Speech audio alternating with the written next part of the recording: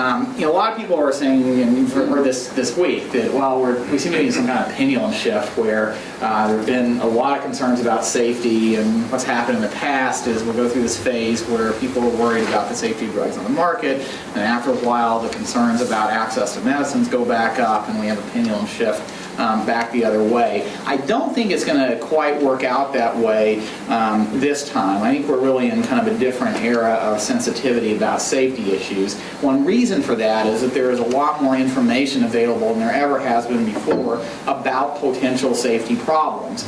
We now have data from clinical trials, maybe not completely available, but much more widely available than ever before through clinicaltrials.gov. We have a lot of data that are being developed and used by sources other than the manufacturers. In the olden days, post-market data came from drug manufacturers. Now, a lot of post-market data comes from health plans and PBMs and employers and Medicare, other sources of evidence that are not directly controlled or even related to the manufacturers themselves. And it is not hard these days to do just a straightforward statistical analysis and show that, hey, there's some association between the use of a drug and an adverse outcome. And we're going to see a lot more of that. I mean, we've seen a number of these kinds of reports in the past few years, some of which have really amounted to something.